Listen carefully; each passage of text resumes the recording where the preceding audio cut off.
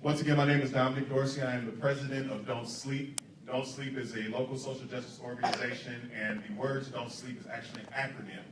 It stands for Deconstructing Oppression Now Through Solidarity, Liberation, Equity, Empowerment, and Perseverance. We're active in the Black Lives Matter movement, but we also have 8 pillars, and among those pillars is education. And we believe that during Black History Month, but we make Black History Day. Amen.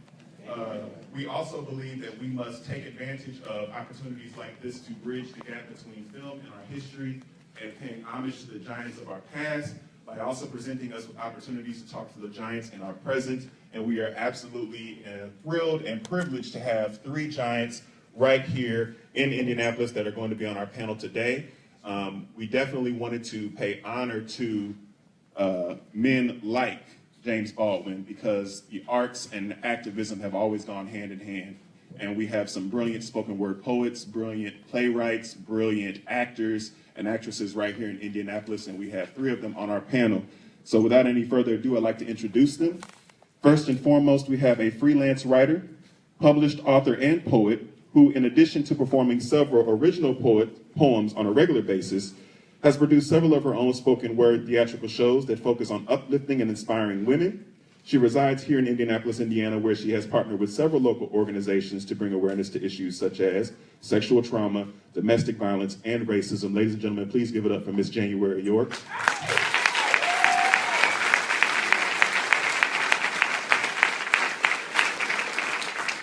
Next up, we have another native of Indianapolis who is a poet, spoken word artist, freelance writer, hip hop MC, and community advocate. She has performed in many diverse stages in the power of word and song. She has taught and facilitated poetry, spoken word workshops through organizations such as Regeneration Indie and Women Writing for Change. She has also volunteered for organizations such as Trusted Mentors, Life Bridges, and Global Gifts, and is a facilitator and hip hop music instructor for the Kumba Academy, an organization that seeks to promote positive behaviors through the teaching of music and examination of musical influence. Ladies and gentlemen, please give it up for Miss Manon Voice.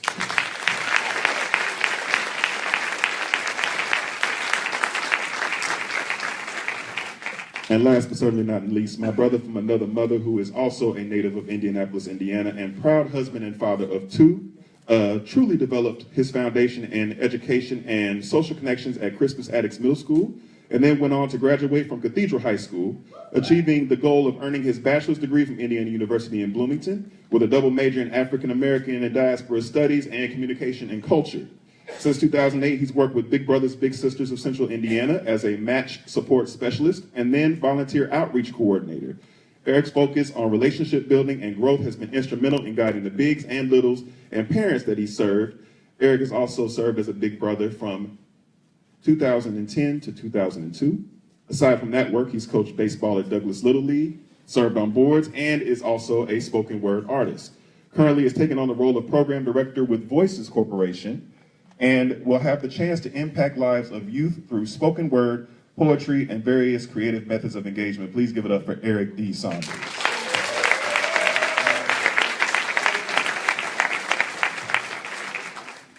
My siblings. And we've been having conversations about this movie for a minute on Facebook, Messenger, and we've just been talking about how exciting it is to actually have an opportunity to talk about it. Now that the time is here, what do you think? Like, what are your takeaways? What is your immediate response to having seen this movie? Ladies first. Ladies first. Okay, I'll go first. For me, I think my initial reaction is I'm an empath, so I really take in a lot of emotions from stuff like this. So watching it, my heart is beating so fast. My heart was beating so fast just watching the whole movie. I think it's an overwhelming truth that it still exists today. And the opening question was something to the effect of, have things gotten better while at the same time getting worse? And that question kind of hung with me through the entire movie. So I'm right there right now, and I'm trying to decompress and take everything that I've just seen in. and to watch it mixed in with everything that is current today, to listen to James Baldwin speak and to watch the news clippings of these prominent figures lying in caskets, and to look at 2014 footage from Ferguson, and to think of all the footage that's not included in the movie and all the stuff that we don't even know about from then and from today. It's right now in this second, I would say I am emotionally overwhelmed, still able, but just kind of like, wow, like really to the point of what is my role in this country as a human being and as a Black woman.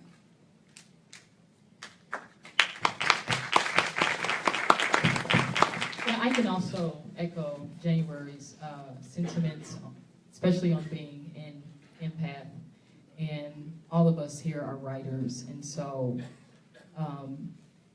being an artist like Mr. Baldwin was, and he led an extraordinary life. And he was very sure about what his calling was as being a witness. And I thought, wow, what an extraordinary life Mr. Baldwin led, to be able to reach the levels that he did, to be able to stand on a podium at Yale and debate William Buckley, who was, one of the most eloquent conservatives at that time. And, as you saw in the film, that Mr. Baldwin received a standing ovation, and he rose to the recognition of, being the voice of a people, and people listened to what he had to say. But then I thought about the inner life of Mr. Baldwin, and having, like you said, witnessed, because these leaders, Martin Luther King and Malcolm X and Medgar Evers, they were just not social leaders to him, they were friends.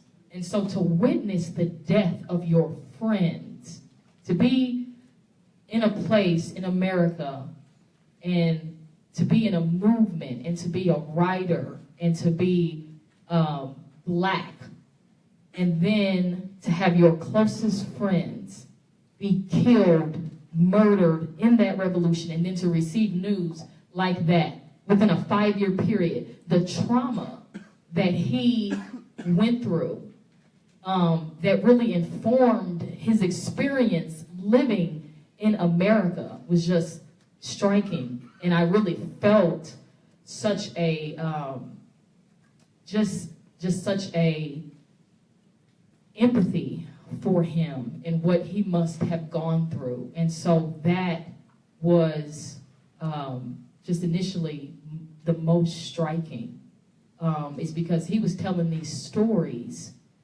having witnessed the very personal journeys of these men, of these leaders, having been friends with Lorraine Hansberry, having been friends with Harry Belafonte. He was friends with Dr. Maya Angelou. I mean, he was right there in the movement.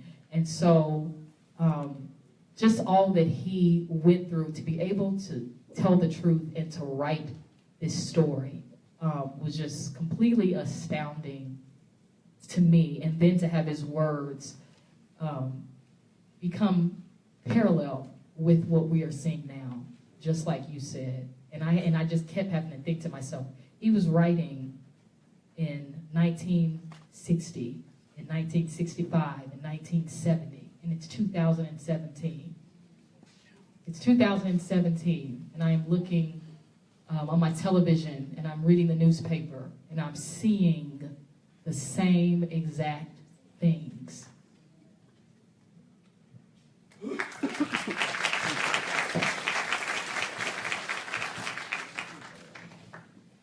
I guess my first thoughts, just watching the film, thinking about the film, getting to know James Baldwin with my 33-year-old self, just helps me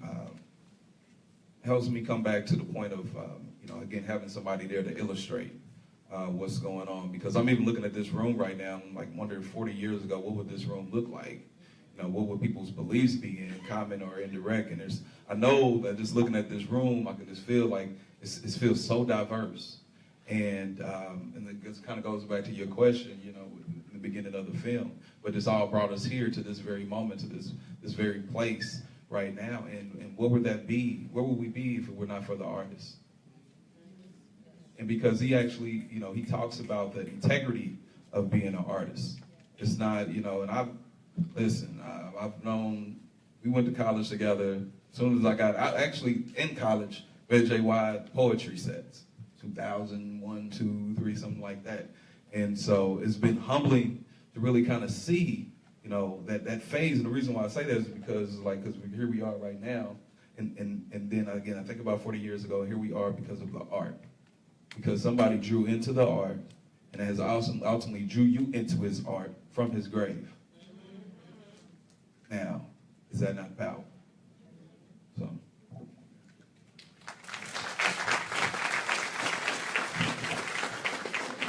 You kind of touched on the direction that I wanted to take things, and that is the power of the arts and how we have seen it over time be utilized to help individuals, to help the masses really to understand these frailties of the human condition, to understand, you know, the plight, the challenges, the utter despair of a people. And JY, we've had you at a couple of our events, and if anybody has ever heard Pick of the Lambs and how gut-wrenching just the storytelling in it is, what type of responsibility do you feel as an artist to help illustrate or to, as an empath, put into your work that emotion, that feeling, that burden, whatever it is that we're dealing from a social justice aspect into your work, and how do you connect with it to help other people do so? I think for me, Here, I'm gonna do this because you want to hold the mic. You want to be the MC, I'm gonna let you. yeah, MC. I think for me, first and foremost, as a writer, everybody that I grew up reading was very descriptive. So every time I was reading a book, I felt like I was in the book, like I was the character. Like when I read The Bluest Eye, I felt like literally like I was Pecola Breedlove. I felt like I was living her life. So as I started to write, I think my journey of being a writer has just come from that direction of having the need to describe exactly what you see and exactly what you feel. Because if that's not there, then what are you really listening to? For me, my art, my writing, it is important for me to connect to people emotionally, because I feel like it's a way that, as much as it's needed, it's a way that's not on the forefront so much. We have a lot of stuff that we listen to. We have a lot of stuff on TV, kind of like he was saying in the movie. On TV, you see these non-realities portrayed as reality. And the same thing comes out of our radios. We turn on the radio, and the same thing comes out of a lot of the journalism that is going on right now. Everything is kind of sloppy and messy, and nobody has any accountability for their art, for what they write, for what they research or lack thereof. And so what we end up having is a whole room of people with all these conflicting realities and none of them exist. Everybody, all the young kids think that the rappers really have everything they show on Instagram and on the videos, but I remember when I was growing up, we believed the same thing. And I remember somebody having to tell us that wasn't true. I remember growing up thinking that MC Hammer's song, his big hit, I can't even remember the name, Can't Touch This. I remember thinking that was his song. Like that was his music. That was his track. And it wasn't until my mama played the original, and I'm asking her, why you, who is this on top of MC Hammer's song? And she's looking at me like, wait a minute, have a seat, let's talk. And so I say that because that's where my responsibility as an artist, or as I see it, comes in, is I don't want to kind of just throw myself into that pot of non-reality reality. I don't want to be the REEL of what you hear and what you see. I want to be the real, the REAL. These are real feelings. These are real emotions. When I wrote Kick of the Lamb, It came from a real place. It came from me looking at Trayvon Martin in his father's arms as like a 10, 11-month-old child, as a baby with no expectation that he wasn't going to be here for his 18th birthday. So everything that I wrote came from this place of just trying to relate what it must feel like to hold a child and not know that you're holding a sacrificial lamb. I don't want to communicate what it's like to jet set across America and toast up in Paris and hang from the Eiffel Tower. I mean, I don't want to do that because my life, it just needs more purpose than that. My people need more than that from me. My audience needs more than that from me. And I require more than that of myself. So anything that I put out there, whether it's a poem or a blog, it has to come from here. It has to come from here, and it gets filtered up through here and out of here, but it starts in here. Because for me, this is what I relate to.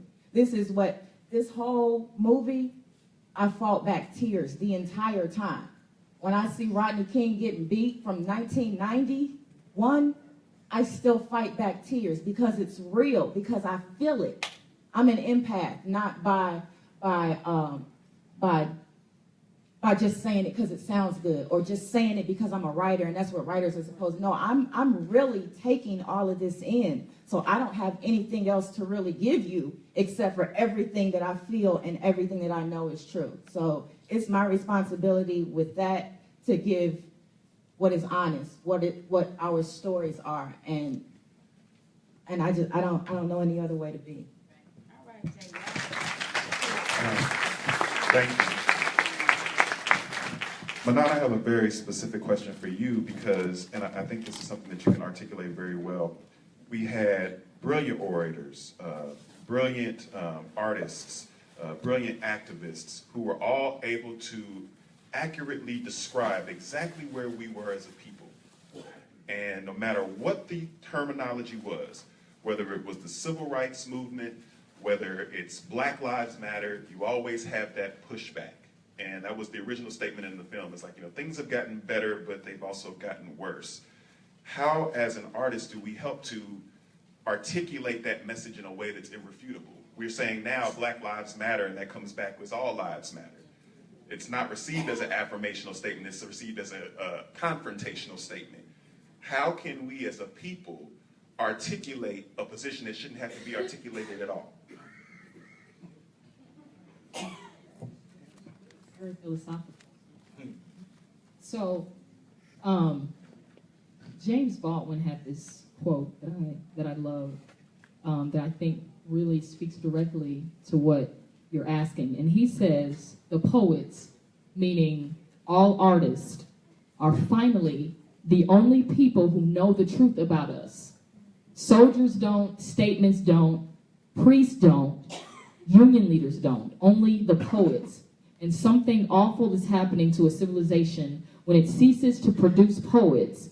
And what is even more crucial is when it ceases to believe in the reports that only poets can make. So, artists are poets. Artists are the truth tellers. Artists have always been the sages of our time, the ones who we look for wisdom, for the truth about the human condition, because we are the ones who take the risk. We're the ones who take the risk to be criticized. We're the ones who take the risk to be controversial. We are the ones who take the risk to speak the truth, even at the cost sometimes of our own reputation or how people look at us. So whether or not people will ever be able to receive the truth, it is still the job of the artist to tell it. And just like he said, something is happening when we don't believe the reports of these poets. A civilization is breaking down.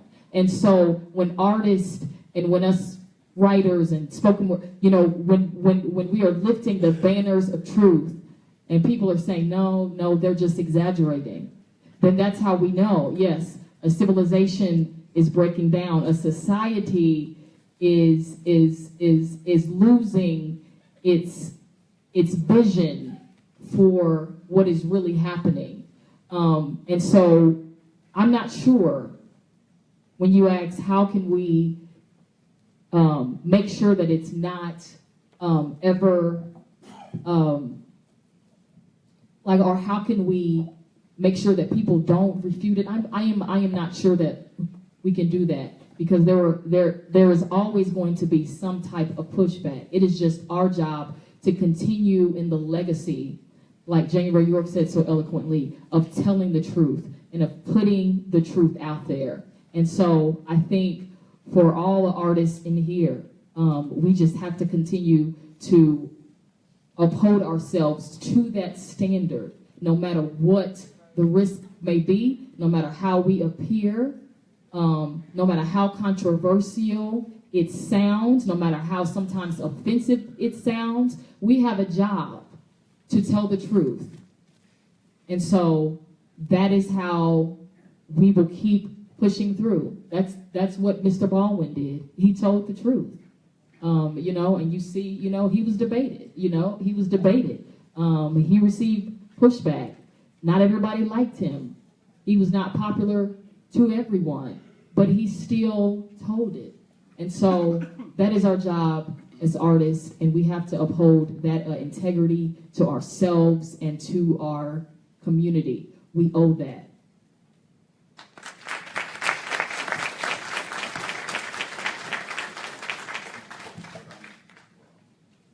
I'm gonna ask you a question, and I want to open it up for the audience. And I know folks are gotta get home, and it's late and everything else like that. But I remember we had a memorial service. It was a not a memorial service, but it was a candlelight vigil.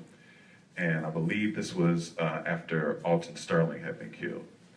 And you walked in, and everybody was having a debate about the appropriateness of fighting back against police. And it jump-started in my mind because there was a film clip in here where they showed people who were actively fighting back against the police for unlawful arrest.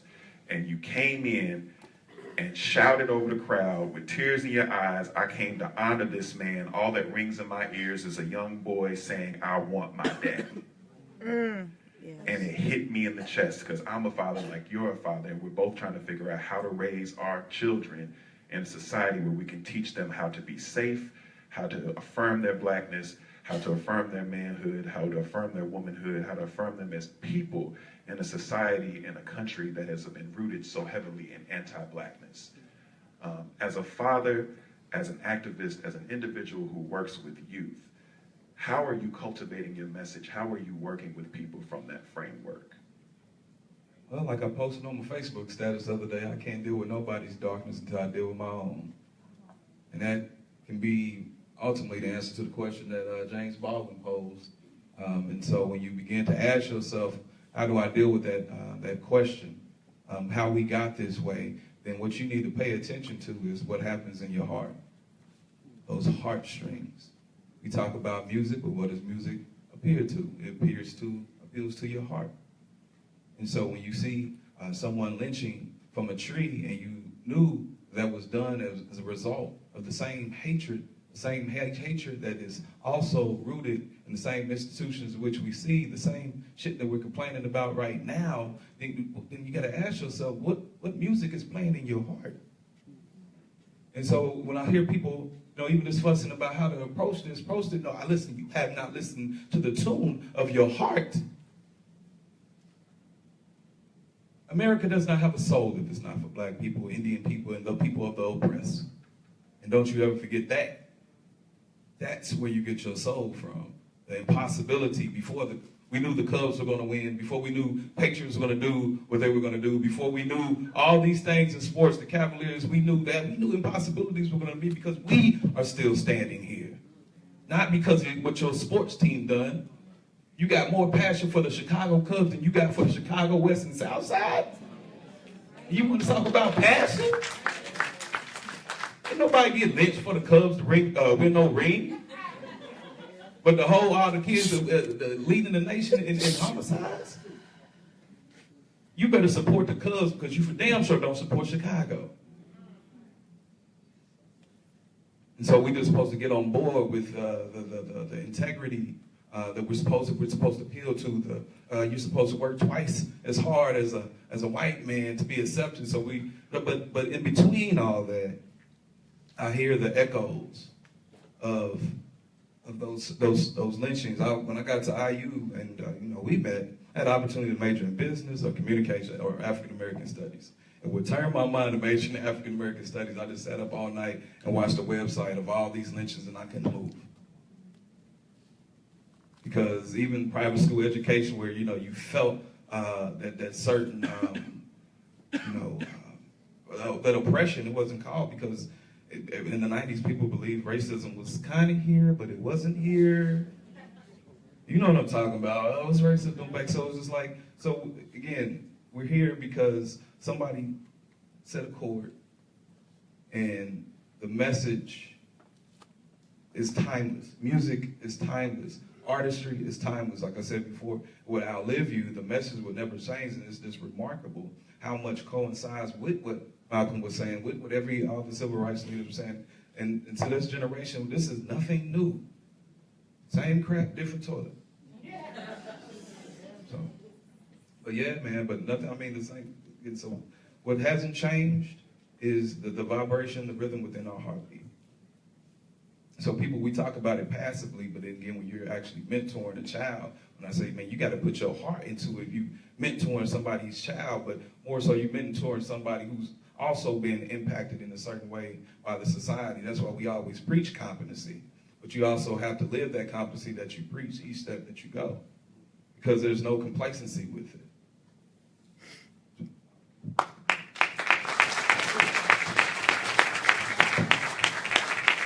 We would sit here and talk like this all evening, but we want to make sure that we are honoring the individuals who are in the audience. If there's anybody who had a question, we have 3 microphones up here. If you wanted to ask a question of anybody on the panel, are you stretching or do you want to ask a question? I got you. Can we borrow one of these microphones? Can you yell it for me? Thank you. Our Vice President, Satchuel Cole, ladies and gentlemen.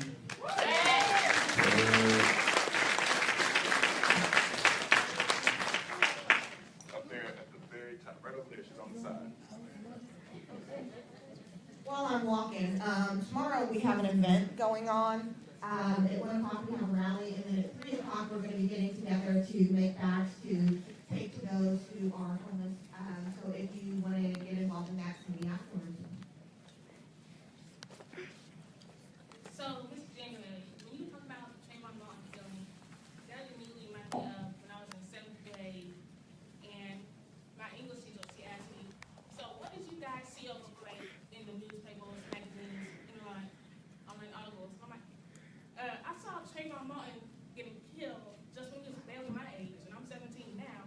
7th grade, I was 10 or 11.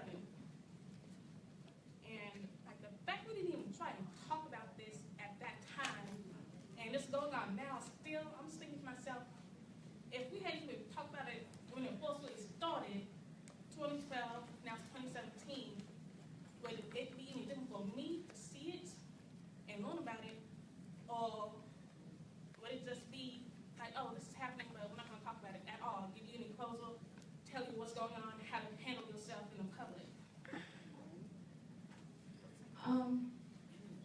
To that, I would say, again, that's why it is very important for me and for all of us as artists to really put it out there, put the truth out there, put the honesty out there, because you will see Trayvon Martin's dead body on the TV, but you won't hear Trayvon Martin's story. You won't know about his grades at school, or how he was with his siblings. And this goes with every single person that we lose to this society. And that's why I wear these earrings all the time. This isn't a fashion statement to me. I have a whole blog about these earrings because it's not a fashion statement. It's really me kind of doing some fashionable activism, so to speak. I want you to know when you see me that I know him and that he means something to me and that he's important and that his life matters. And I also like to see people's reaction because I get that reaction that you just talked about. I get it. Never from black people, never from people of color. All the time, white people say, oh, you have somebody on your earrings. Those are cool. Who is that? And the thing is, it's really not funny. It's really not. It's shitty and it pisses me off. And what do I say right then in that moment? Do I get defensive? Do I get mad? Do I go home and write another blog? Do I write a poem? Do I do a show? What do I do? What do I say? Because clearly they don't know. Clearly our journalism is not doing its job. The news is not doing its job. It's not on our side. It's not working for us. So that's why we have artists like myself and the two people I'm sitting next to and countless other people, some that I see in the audience, that get up here and do this. That's why we speak the way we do. That's why we talk the way we do. That's why we use the words that we use. That's why we go to the places that we go. Because it's important that we put these stories out there, because if we don't, they will not be heard in the proper light that they deserve. This was a 17-year-old young man minding his own damn business. This story really burns me up. It really burns me up. We share, my middle name is Trayvon. And so from the moment I heard it, I felt like I was listening to a part of myself. I don't know a better way to describe that. And the way I feel about Trayvon Martin is the same way I feel about Tamir Rice. It's the same way I feel about Rekia Boyd. These stories, these names, these women, these men, these children. It's our job. If it's not our job, whose is it?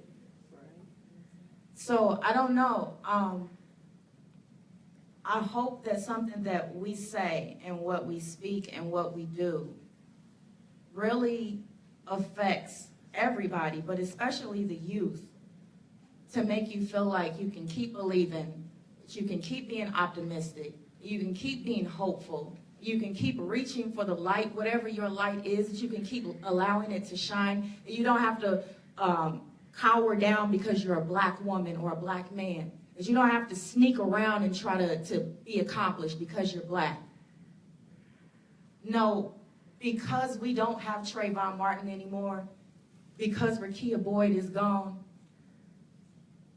because these things have happened, because Rodney King got beat, because this whole James Baldwin documentary story just played and is still playing every single day of our lives, because of all these things, that's why I'm here. That's why we are here. That's why we do what we do. And that's why we have to speak truth and speak light. And that's why, because of those things, that as black people, and especially as young black people, as young women and young men, it is your job as well to get up and fight and speak up and speak out and use whatever it is in you, whether it's artistic or something else, to speak out and speak our stories and to elevate yourself. Every single day, to elevate yourself. You do not have to be down here. We are not a fourth of a person, a third of a, we're no half people. We're not fractions. We're not pieces. We are whole people. Whole people. This was a whole person. We're whole people. I mean, I don't know what to say. And I will say to you, we dealt with youth. We had a conversation prepping for our youth forum at the end of the month where a young lady was talking about how a young woman in her class chose to talk about Trayvon Martin for their class project and got all of the facts wrong. Mixing up his story with the story of someone else's. I had a conversation with a clerk one time that saw my Black Panthers tattoo and thought it was appropriate to start asking me questions about Black Lives Matter and brought up Trayvon Martin. And from the news that he read and the stories that he heard, the killing was justified because he said Trayvon Martin was on his way to go home and make some lean. He said he had cough syrup in his bag and was on his way to make some drugs. But this is what he heard and this is what he believed, right? You know the truth. You can educate people and you can be his voice, because they will continue to justify our eradication and our extrajudicial murders as long as no one speaks up against it. So when you look to your left and you look to your right and there's no activists in sight, you get to be that person. A question down here, Satch. Yeah, go ahead, you had your hand up. I have a question. Just a quick question, yes or no question. Did any of y'all ever seen any other movies by Raoul Peck, like LeSure? And second question I've got relates towards James Baldwin, okay, and activism, okay. He was recruited by each one of those people to be involved in this organization, and you mentioned that, okay, and his reasons not to, okay, yet still was involved. Right now we live in a time where Indiana's trying to pass a law, okay, that you can't demonstrate, that really they're going to shut down demonstrations. Reactions to that?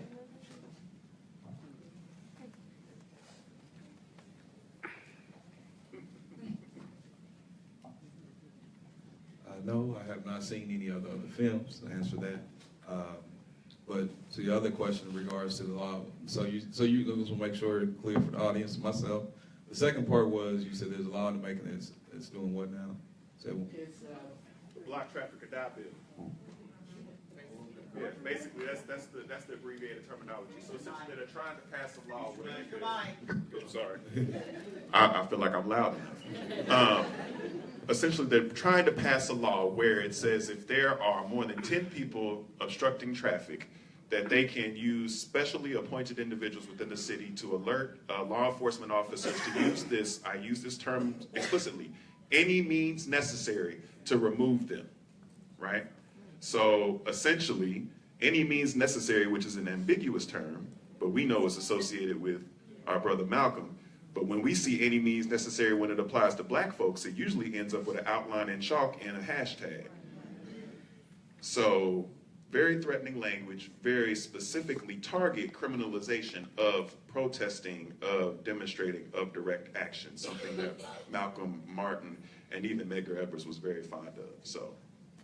And so here's the interesting thing about that, considering that those gentlemen who have died for this cause, and because they were made aware of a situation that they knew that could result in their death, and it's like, so here I am asking myself, now that I've been made aware, how far do you go with the responsibility because of that awareness? Now you can't say, I didn't know.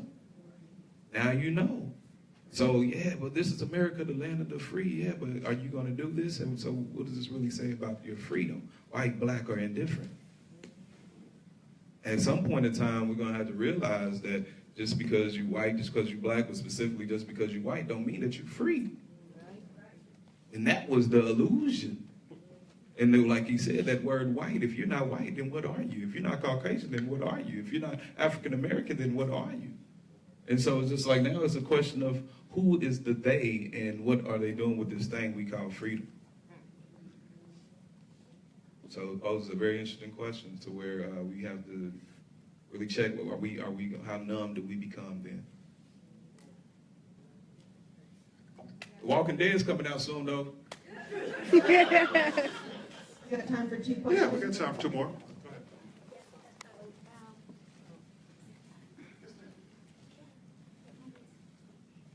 In reference to the legislation that Indiana is trying to pass that actually slaps in the face of our freedom of speech, it is important that everybody in this room call their state rep and their state senator and say, what is this?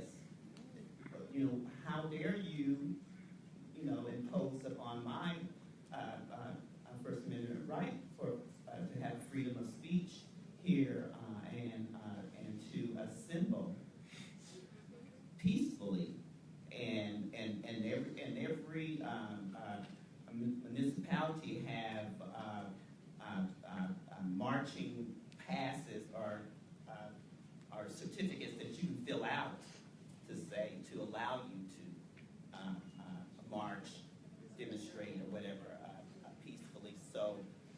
encourage you to talk to your state representative and your state legislator and tell them you oppose this bill, and if they want to be reelected, they better oppose it too. I can definitively say that Don't Sleep, as well as ND10, as well as I believe it was Planned Parenthood and several other organizations organized an event to do just that, where we reached out on social media, all the platforms, and encouraged everyone to call. And the actual local legislators said that that bill was killed by the actions of us local social justice organizations. And it wasn't just the phone calls, it was the fact that we had a lot of people show up that day. Everybody came on. We absolutely packed the house that day. And it's difficult because this all happens during normal business hours. So those of us that have jobs that can't get there, that's one of the things. And we were supposed to go on at 1:30, and they pushed us back as far as they could, hoping that we would leave. So the more people that can actually show up to the State House, that truly does make an impact. Well, and So.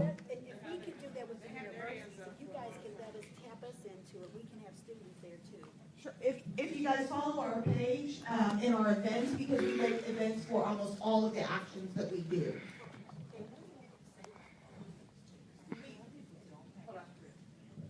We do give a script generally on what to say when you call your legislator, because we'll on our events that we're doing, we'll put it in there. This is what you can call and say, because we don't want people to call and be mean, because a lot of the people that are answering the phones aren't the legislators. So. I'm backtracking a bit, only because for me it is a great distinction not to acknowledge the fact that not only did Trayvon Martin die, but he lived. And see, we forget to mention that these people had lives prior to their deaths. And when you forget they had a life prior to the day they died or how they died, you get to forget that they're human. So you get to sit around and say someone is black or Native American or whatever the case may be, and every day I wake up and I'm human. And can you imagine someone taking away the fact that you can protect your children simply because they want to forget that you're human? There is a grave disconnect here in this system where we get to label everything. And so when you label things, capitalism, socialism, communism, all of these isms, you forget that the bottom line will always be how you internalize yourself and then reflect it out to everyone else. So for me, James Baldwin has been someone that I've known since I was a kid through books and everything else. But we take these people and we forget that he died, Malcolm died, Medgar Evers died, but our grandparents died. My great-grandfather died in a medical line waiting to be treated for a heart attack. Like, these people have given for this country. And there is a point where you have to stop drawing these lines and trying to figure out where we fix it and just acknowledge it. Because once you can see it, then everything else starts to roll out, right? Like, you can't miss it when you acknowledge that it's there. And we keep talking about how to fix it, but nobody really wants to, the real part of it. We can take these big icons, these intellectual giants, and say they were magnificent, but magnificent people walk the street every day. Yeah. Shoot them down. Yeah.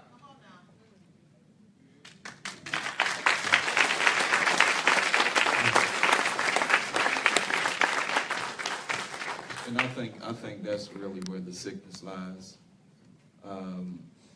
When I almost wonder, in regards to, I want to call down to Atlanta and see what the CDC is doing actually in regards to racism and psychological disease.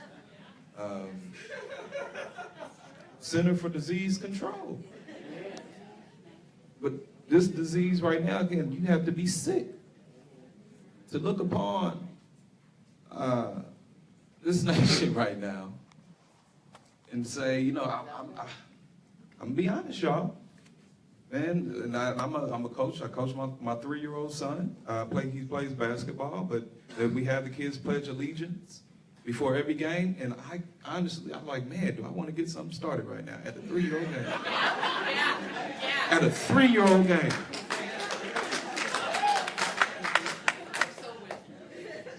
No, I'll just make sure that my kids behave. Don't do nothing that's gonna make you look bad. Because it's certain parts to that sickness. That's that sickness of superiority and that's that sickness of inferiority. It works both ways. And again, the film illustrated that all that.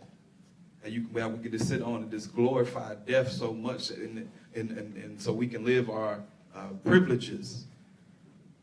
And everyone in here, whether you like to admit it or not, we have a certain degree of privileges. The fact that we think we might be able to do something is better. But again, I don't even want to get into that, this, that, or whatever is better, because a lot of this is an illusion.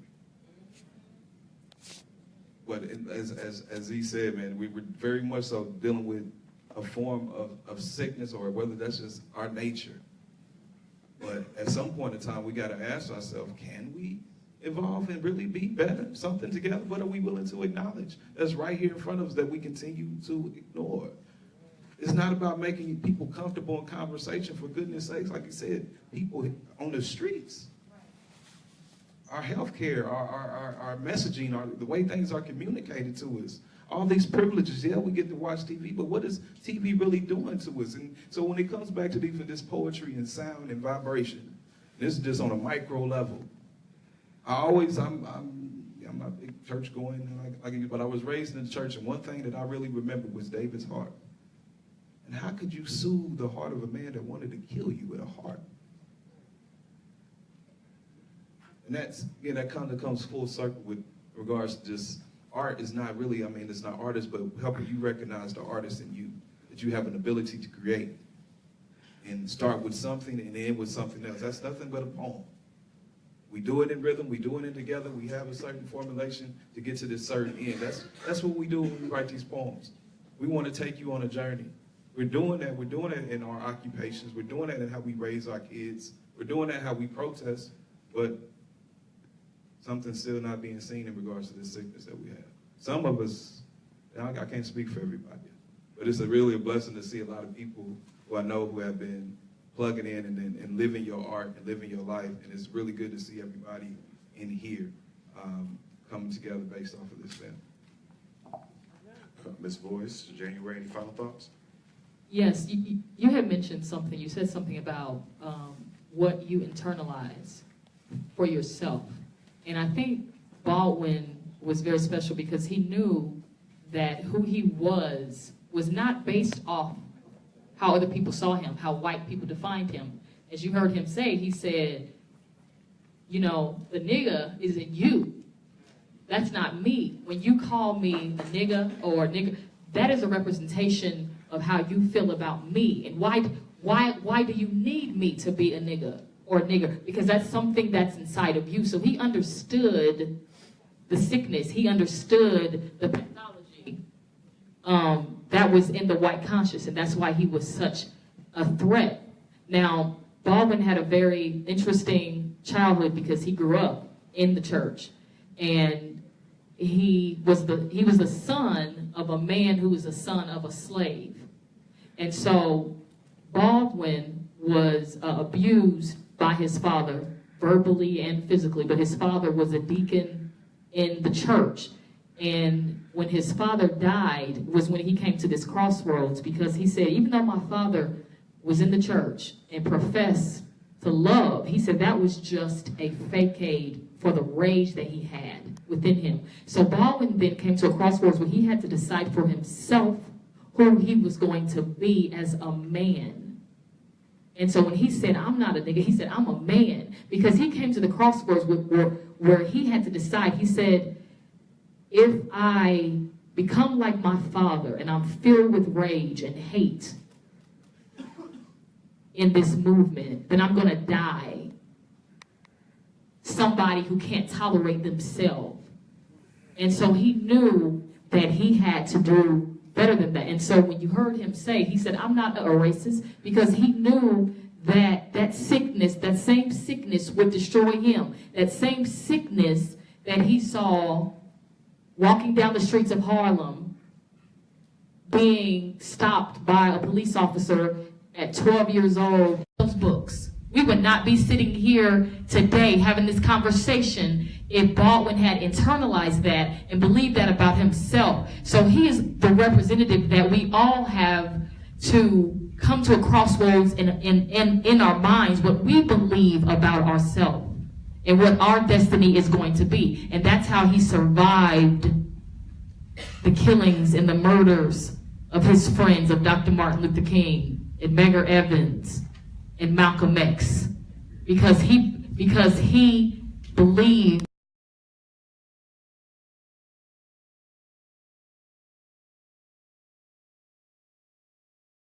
that anger and then go home and take it out on our sons and our daughters. We can't believe what they say about us while we're fighting what they say, and then at the same time internalize it and then take that out on our brothers and sisters. So we have to also self-heal. So that is very important, and so I want to encourage everyone in here, because I believe that we are really under a spiritual and a mental attack with what we're going through in this country right now. There was really a